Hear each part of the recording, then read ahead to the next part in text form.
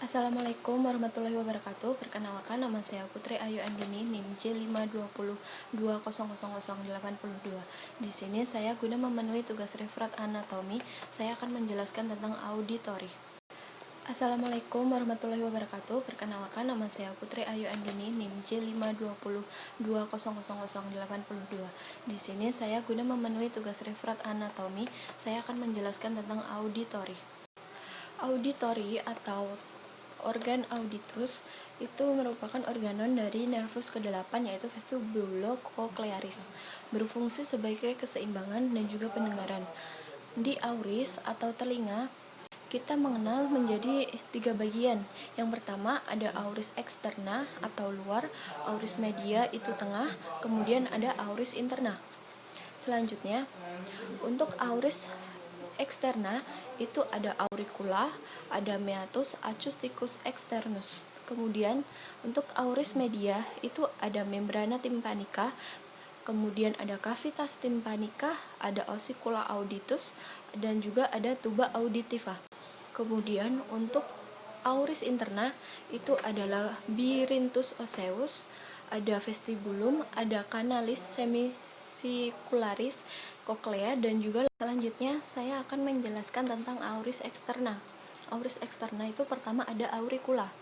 Auricula itu di sini kita menyebutnya sebagai daun telinga. Di auricula itu terdapat fossa triangularis, kemudian ada helix, ada antihelix, kemudian ada tragus, kemudian juga ada antitragus, kemudian ada lobulus auriculae, ada concha auriculae, ada crus helicis, ada fossa scapoidea. Kemudian di auricula itu melekat pada ligamentum auriculae anterius, kemudian di auriculae posterius, dan juga ligamen auriculae superius. Kemudian fungsi auricula itu untuk menangkap, mengumpulkan, dan juga meneruskan. Kemudian di auricula itu terdapat otot, dibagi menjadi 2, itu ada otot intrinsik dan juga otot ekstrinsik. Yang termasuk ke dalam otot intrinsik itu ada musculus helicis major, musculus helicis minor, musculus tragicus, dan juga musculus antitragicus. Kemudian ada musculus obliquus auriculae. Untuk yang otot ekstrinsik itu ada musculus auricularis anterior, ada musculus auricularis posterior, ada musculus auricularis superior. Kemudian untuk inervasinya sendiri itu ada nervus auricularis magnus R posterior, kemudian ada nervus auricularis magnus R anterior, kemudian ada nervus auricularis posterior, nervus facialis, kemudian di temporalis nervus facialis. Kemudian untuk vaskularisasinya sendiri itu ada di arteri auricularis profunda, kemudian ada di rectus auricularis anterior, ada di R auricularis, arteri auricularis. Selanjutnya kita lanjut ke meatus acousticus externus, yaitu saluran yang berada di dekat auricula. Meatus acousticus externus merupakan sebuah saluran pendek dari aurikular berakhir pada sulcus tympanicus. Panjang bangunan sekitar 1 inch. Seluruh bangunan dilapisi kulit dan juga glandula ceruminosa. Pada saluran ini dia menghasilkan cairan serumen. Cairan serumen itu berfungsi untuk memperlambat pertumbuhan mikroorganisme, mengurangi kemungkinan terjadinya infeksi. Kemudian untuk fungsi dari meatus ini sendiri itu sebagai resonator dan juga sebagai penghantar gelombang udara. Kemudian untuk inervasinya sendiri itu ada nervus auricularis infagi, kemudian ada nervus auricularis temporalis cabang N mandibularis. Selanjutnya kita masuk ke auris media. Auris media itu terdapat di tengah. Auris media merupakan ruangan berisi udara yang dilapisi oleh membran mukosa. Strukturnya itu terdapat membrana tympanica, membrana tympanica atau kita mengenalnya biasanya sebagai gendang telinga. Kemudian ada cavitas tympanica, ada ossicula auditus, kemudian juga yang terakhir ada tuba auditiva. Pertama, itu ada membran tympanica. Membran tympanica merupakan lapisan fibrosa tipis berwarna kelabu mutiara.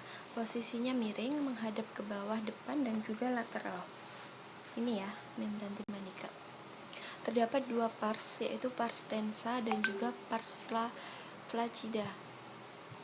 Selanjutnya, kita ke cavitas tympanica. Cavitas tympanica merupakan ruangan terbesar di auris media yang mengalami dua perluasan. Cavitas tympanica itu ini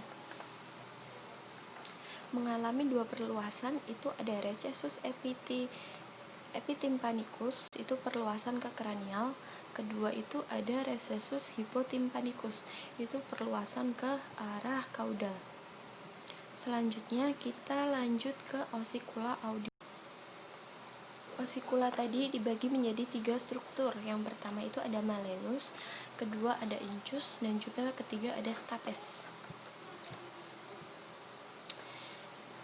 Di dalam ossicula auditus, tulang-tulang